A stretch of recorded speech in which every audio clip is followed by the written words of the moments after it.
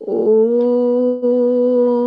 भूर्भुवः स्वः तत्सवितुर्वरेण्यं भर्गो देवस्य धीमहि धियो यो नः प्रचोदयात्।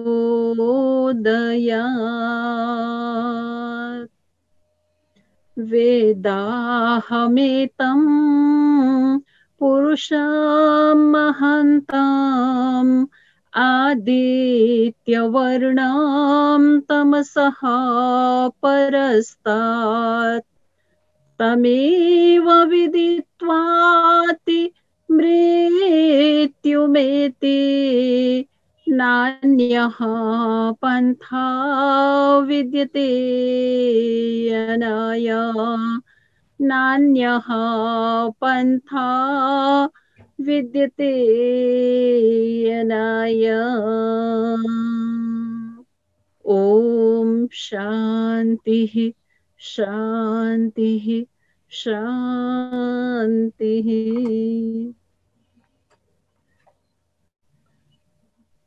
नेपाल आर्य समाज केन्द्रीय सभाद्वारा आयोजित आजको यो विशेष वैदिक ज्ञान चर्चामा उपस्थित हाम्रा नेपाल आर्य समाजका माननीय अध्यक्ष आदरणीय डाक्टर माधव प्रसाद उपाध्यायज्यू, यो कार्यक्रमलाई अति नै सुचारू ढङ्गले सञ्चालित गरिराख्नुभएका हाम्रा भाइ पद्मराज सापकोटाज्यू, आर्य समाजका समस्त कर्मठ सदस्यगण एवं सक्रिय कार्यकर्ताहरू, वन्दनीय मातृशक्ति, युवा वर्ग एवं बालबालिकाहरू, सबैमा न्यानो मिठो अभिवादन।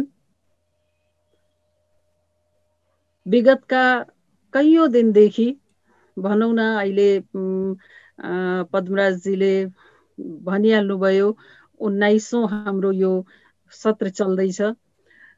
हामीहरूले तपाईहरूले धेरै नै वेद, दर्शन, उपनिषद आदिसित सम्बन्धित ज्ञान आदिका थुप्रै चर्चाहरू तपाईहरूले सुनिराख्नु भएको छ र तपाईहरूको यस्तो सक्रिय उपस्थिति देख्दाखेरि नेपालबाट मात्रै नभइकन जहाँ जहाँ तपाईहरू हुनुहुन्छ, जता जता हुनुहुन्छ र यो वैदिक विचारधारालाई माया गर्नुहुन्छ, वेदको मार्गमा हिँड्न खोज्नुहुन्छ र यो वैदिक जो एउटा आर्य समाज नेपालले जो गरेको जमर्को छ, यो वैदिक ज्ञानलाई चाहिँ घर घरसम्म पुर्याउने, त्यसमा चाहिँ जुन तपाईहरूको सक्रिय भूमिका छ, त्यसलाई हेर्दाखेरि मन साँच्चै नै भन्नु भने साह्रै नै खुसी लाग्छ। किनभने आजको समयमा यो अति नै आवश्यक छ कि हामीले हाम्रो जो सही जो ज्ञानको जुन एउटा सही परम्परा हो, ज्ञानको जो एउटा सही रूप हो, त्यो चाहिँ बुझ्नुपर्छ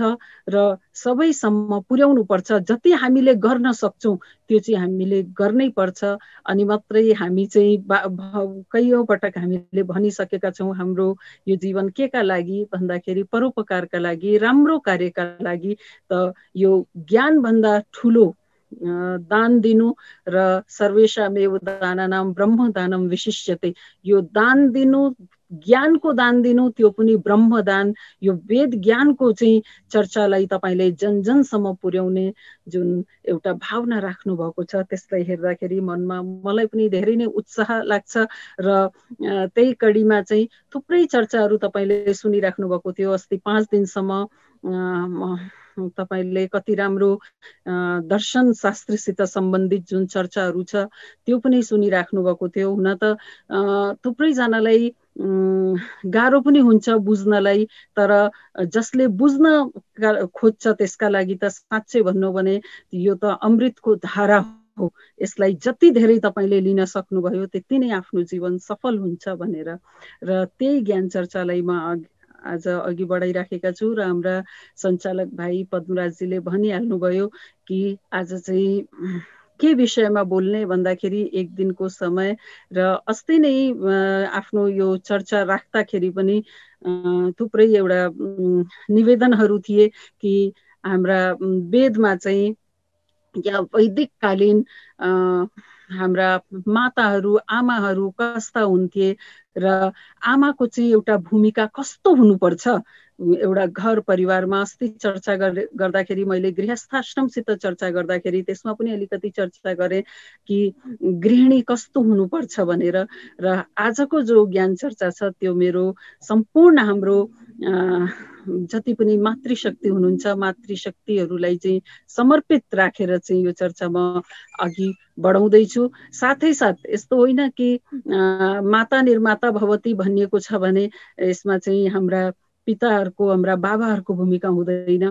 जति भूमिका माताको छ त्यति नै त्यो भन्दा धेरै भूमिका चाहिँ हाम्रा पिताको पनि छ बाबाको पनि छ। त्यसले गर्दाखेरि सबैका लागि हो। तर वेदमा चाहिँ या उपनिषदमा या शपथ ब्राह्मण ग्रन्थहरूमा या हाम्रा ऋषि मुनिहरूले चाहिँ माताको स्थान के दर्शाएका छन् र कस्तो हुनुपर्छ माता। किनभने सानो नानी जन्मिँदैखेरि हाम्रो भावना हुन्छ कि यो मेरो छोरो राम होस्, अर्को छोरो जन्म्यो भने लक्ष्मण होस्। राम लक्ष्मण बनाउन हामी खोज्छौँ। हामीले नानी जन्मिएपछि छोरा जन्मिएपछि कृष्ण हामीले बनाउन खोज्छौँ, कृष्ण जस्तै हुनुपर्छ। तर हामी नै कौशल्य भएनौँ र हामी नै दैवकी भएनौँ भने चाहिँ कसरी हामीले एउटा हामीले उ गर्न सक्छौँ कि हाम्रा छोराछोरी चाहिँ राम लक्ष्मण हुनुहुन्छ। र हाम्रो वेदले हाम्रो शास्त्रले चाहिँ आमाका लागि माताका लागि के भन्छ त्यही कुरालाई म राख्न चाहँदैछु। र मैले अघि एउटा सानो उल्लेख गरेँ, माता निर्माता भवती। आमा माता, त्यो माता चाहिँ सन्तानलाई निर्माण गर्ने एउटा प्रमुख स्रोत हो र सन्ततिको निर्माणमा सन्तानको निर्माणमा बाल बालिकाहरूको निर्माणमा सबैभन्दा ठुलो सर्वाधिक महत्त्वपूर्ण कसैको भूमिका छ भने त्यो आमाको भूमिका हुन्छ। र आमाले गर्दाखेरि एउटा सन्तान सदाचारी पनि हुन सक्छ र आमाले गर्दाखेरि एउटा सन्तान दुराचारी पनि हुन सक्छ। त्यो आमामाथि पूर्णतः निर्भर गर्छ। र त्यही विषयमा चाहिँ तपाईले सत्यार्थ प्रकाश पढ्दाखेरि त्यहाँ महर्षि दयानन्द सरस्वतीले शपथ ब्राह्मणको एउटा वचन प्रस्तुत गर्नुभएको छ। के लेख्नुभएको छ त्यहाँ भनेपछि, मातृमान पितृमान आचार्यवान पुरुषो वेदः।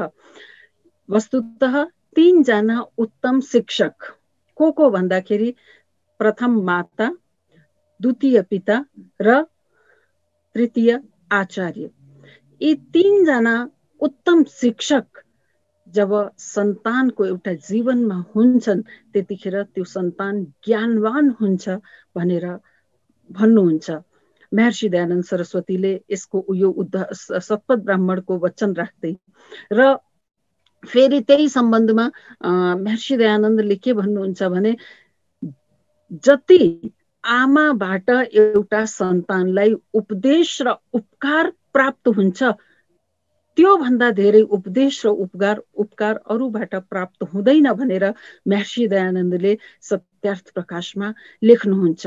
र जसरी आमाले माताले सन्तान प्रति प्रेम, सन्तान प्रति हित गर्नु हुन्छ, त्यति प्रेम र त्यति हित अरू कसैले पनि गर्दैन भनेर उहाँले लेख्नुहुन्छ। र अर्को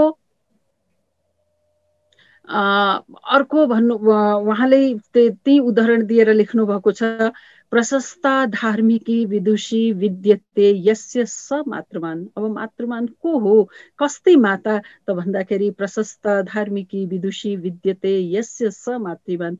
धन्य हुन् उनी माता जसले चाहिँ गर्भाधानबाट लिएर जबसम्म एउटा बालकको आफ्ना सन्तानको शिक्षा सम्पूर्ण हुँदैन त्यतिखेरसम्म उसलाई चाहिँ राम्रो उपदेश गरिराख्नुहुन्छ।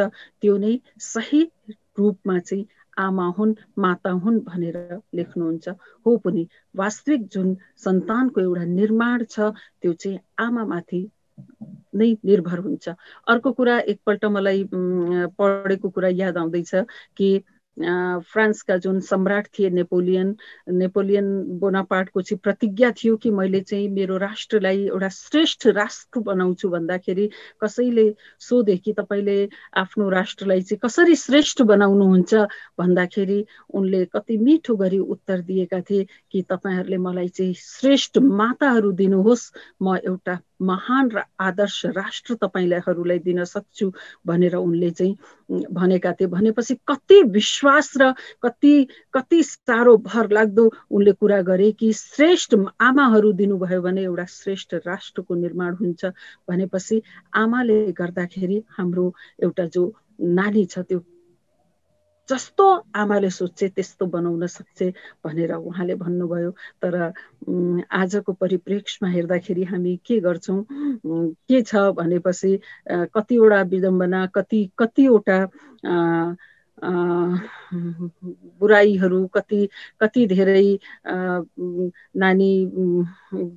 नानी काखमा आइसकेपछि चाहिँ पहिले गर्भधान संस्कार गरिसकेपछि चाहिँ आमाले जुन एउटा विद्वानहरूका पुस्तकहरू पढ्ने, शास्त्रहरू पढ्ने त्यो सबै गरिन्थ्यो। तर अचेलभरि चाहिँ होइन, अब गर्भमा नानी आइसकेपछि के त भन्ने बित्तिकै सबभन्दा पहिला खट्टो र पिरो खाने, अनि खट्टो र पिरो खाएपछि चाहिँ त्यो पढ्ने लेख्ने त कुरै परै जाओस् होइन, त्यो सबै गर्दा अब तपाईँ आफै निर्णय गर्न सक्नुहुन्छ होला त हामी साँच्चै नै के कौशल्या र देवकी हामी हुँदैछौँ बन्दैछौँ भनेर। अब यो नारी को हो, यो आमा को हो भन्दाखेरि हामी सबैलाई थाहा छ, यो नारी, यो आमा, यो सृष्टिको चाहिँ एउटा अद्भुत कृति हो र यसलाई चाहिँ ज्ञानको अगाध भण्डार भनेर यो नारीलाई मानिन्छ। र एउटा राष्ट्रलाई सशक्त पार्नका लागि, एउटा राष्ट्रलाई चाहिँ बलियो स्थितिमा पुर्याउनमा, जसरी एउटा घरलाई चाहिँ चलाउनका लागि नारी को एउटा महत्त्वपूर्ण भूमिका हुन्छ, त्यस्तै यो नारी शक्तिले गर्दाखेरि नै होला राष्ट्रहरू पनि अघि बढेका हुन्छन्। र के भनिन्छ भने परमपिता परमेश्वरले चाहिँ स्वयं आफ्नो हातले चाहिँ यो नारीको निर्माण गरेको हो, यो नारीलाई बनाएको हो, किनकि यही माथि यो सम्पूर्ण सृष्टि, सम्पूर्ण जगत जो छ त्यो भर पर्छ भनेर भनिन्छ। र यस्तो हो नारीको जीवन। र अब वैदिक कालमा चाहिँ नारीको स्थिति कस्तो थियो भन्दाखेरि हामी सबैलाई थाहा छ कि हाम्रो जुन संस्कृति हो प्राचीन कालबाट नै वैदिक संस्कृति हो हाम्रो। र वैदिक संस्कृतिमा चाहिँ नारीलाई, आमालाई, मातालाई, बहिनीलाई एउटा अत्यन्त उच्च र गरिमामय स्थान चाहिँ प्रदान गरिएको थियो। र जति उच्च स्थान वैदिक कालमा चाहिँ, वैदिक संस्कृतिमा चाहिँ नारीलाई राखिएको छ, त्यस्तो सायद अरू कुनै पनि विश्वको कुनै पनि संस्कृतिमा राखिएको छैन भनेर। त्यही भएर मनु महाराजले कति मिठो, कति राम्रो नारीलाई सम्मान गर्दै उहाँले कस्तो स्पष्ट शब्दमा लेख्नुभयो, यत्र नार्यस्तु पूज्यन्ते रमन्ते तत्र देवता, यत्र एतास्तु न पूज्यन्ते सर्वास्तत्र फला क्रिया। जहाँ जहाँ नारीहरूको पूजा हुन्छ त्यहाँ देवताहरू निवास गर्छन्। तर जहाँ जहाँ नारीहरूले दुःख पाउँछन्, दरिद्रता आदि मा उहाँलाई हुर्काइन्छ, सम्मान जहाँ नारीको गरिँदैन त्यहाँ दुःख पनि हुन्छ, दरिद्रता आदिको साम्राज्य हुन्छ भनेर लेखिएको छ, भन्नुभएको छ मनु महाराजले। अब वैदिक कालमा नारीलाई गृहलक्ष्मी भनेर पुकारिन्थ्यो।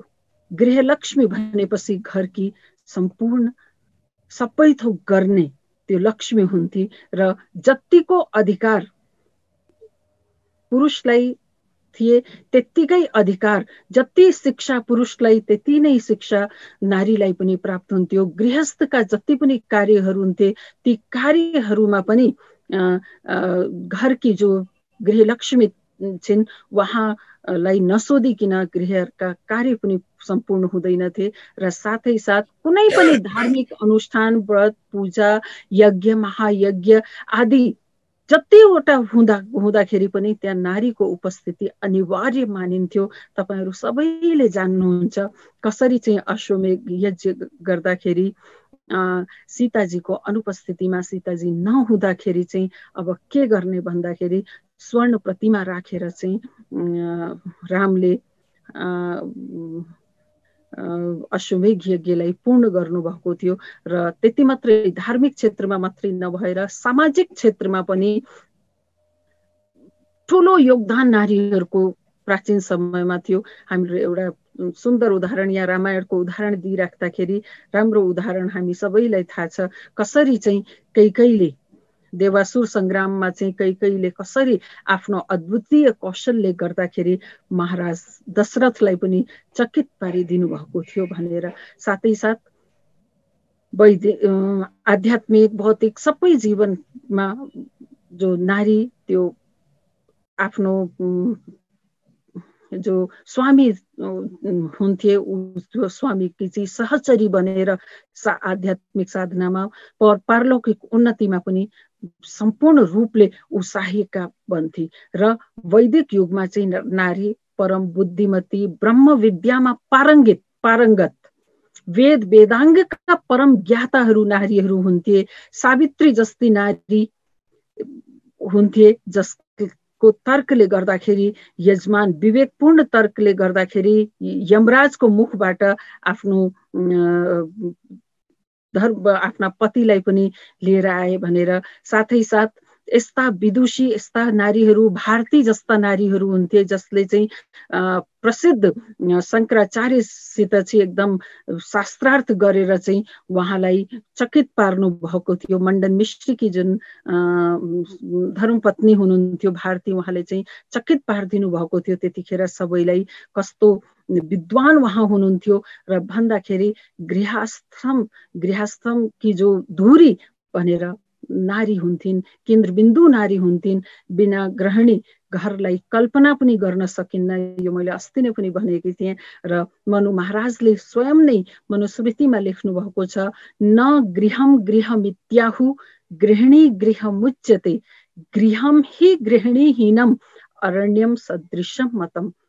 एउटी गृहिणीले गर्दाखेरि नै घरलाई वस्तुतः घर भनिन्छ। गृहिणी घरमा छैनन् या जुन घरमा गृहिणी छैनन् भने त्यो घर जङ्गल समान हो भनेर उहाँले लेख्नु भएको छ। मनु महाराजले मनुस्मृतिमा लेख्नु भएको छ। यस्ता थिए वैदिक कालका हाम्रा नारीहरू।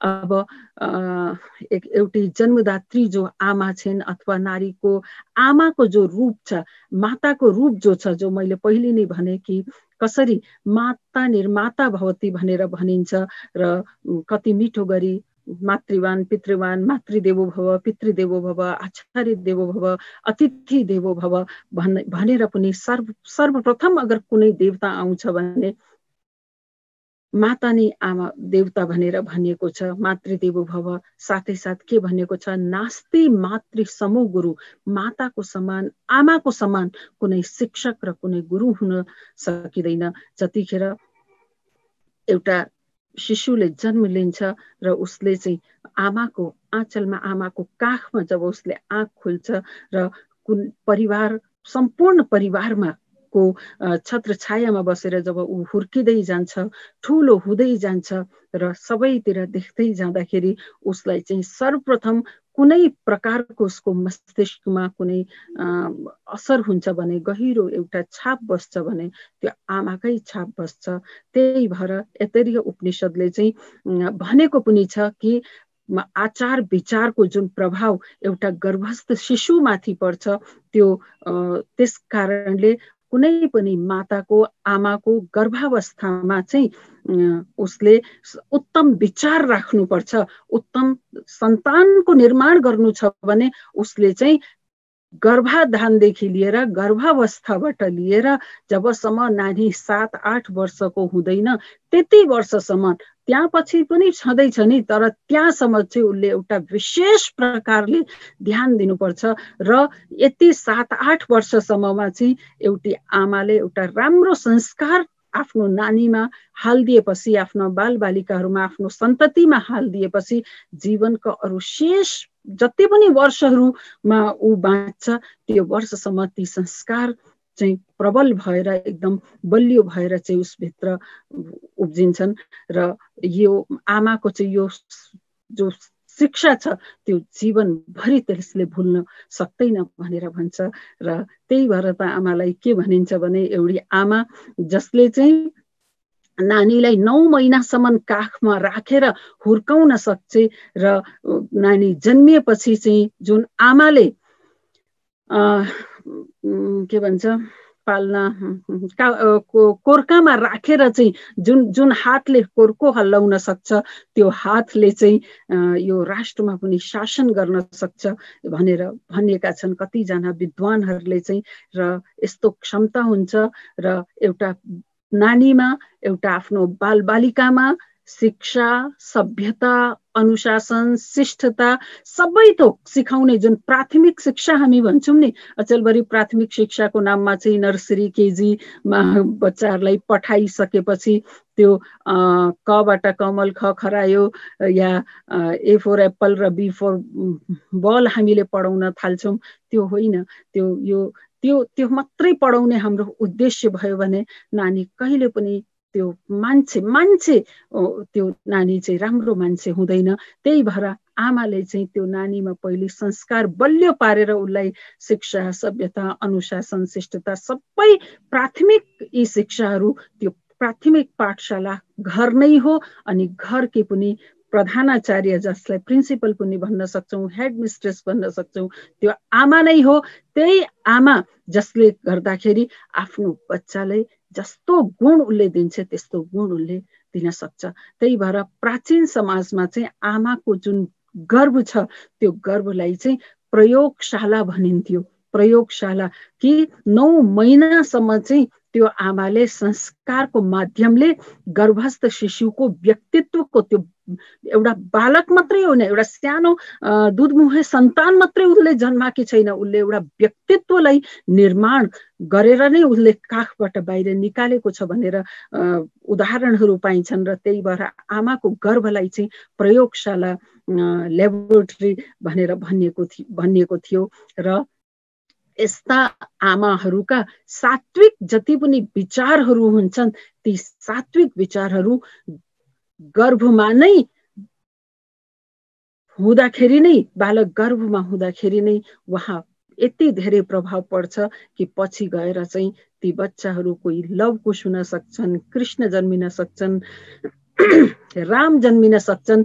अनि यस्ता कति नै उदाहरण हाम्रा वैदिक संस्कृतिमा, हाम्रो जुन यो वैदिक जुन परिवारहरू छन् ती परिवारहरूमा यस्ता कति नै उदाहरणहरू पाइन्छ। जहाँ माता मदालसाको उदाहरण छ, जसले चाहिँ आफ्नो सन्तानलाई जसरी चाहेकी थिइन् त्यसरी बनाएकी थिइन् भनेर यसरी नै हाम्रो शास्त्रमा चाहिँ एउटा साह्रै मिठो प्रसङ्ग आउँछ माता सुजाताको। तपाईहरुले पनि सुन्नु भएको छ होला माता सुजाताको विषयमा, र पनि एउटा यो सानो प्रसङ्ग म राख्न चाहन्छु।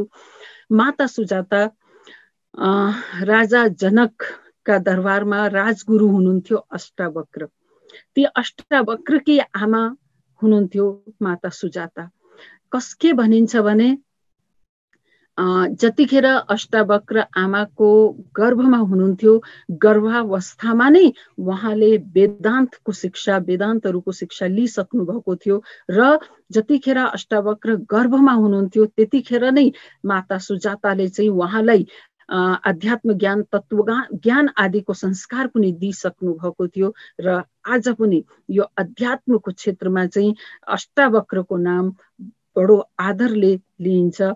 र 12-13 वर्षको उमेरमा नै उहाँ चाहिँ एकजना विलक्षण तत्त्वज्ञानको पराकाष्ठालाई प्राप्त गर्ने विलक्षण महापुरुष बनेका थिए। केले गर्दाखेरि भन्दाखेरि यो माता सुजाताको जुन उत्तम संस्कार दिने जुन उनको कार्य थियो, त्यो कार्यले गर्दाखेरि र माता सुजाताको शिक्षाले गर्दाखेरि अष्टावक्र बनेका थिए।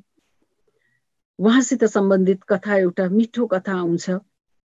राजा जनकको राज्यमा उद्दालक नाम गर्नुभएका एकजना ठुला ऋषि हुनुहुन्थ्यो र त्यही कथाको अनुसार चाहिँ ऋषि उद्दालकका शिष्य हुनुहुन्थ्यो कहोड ऋषि हुनुहुन्थ्यो। उहाँ पनि साह्रै विद्वान हुनुहुन्थ्यो र महर्षि उद्दालकले आफ्नी पुत्री जुन पुत्री विदुषी पुत्री सुजाताको विवाह चाहिँ कहोडसित गराइदिनु भएको थियो र कहोड ऋषि चाहिँ विद्वान हुनुहुन्थ्यो।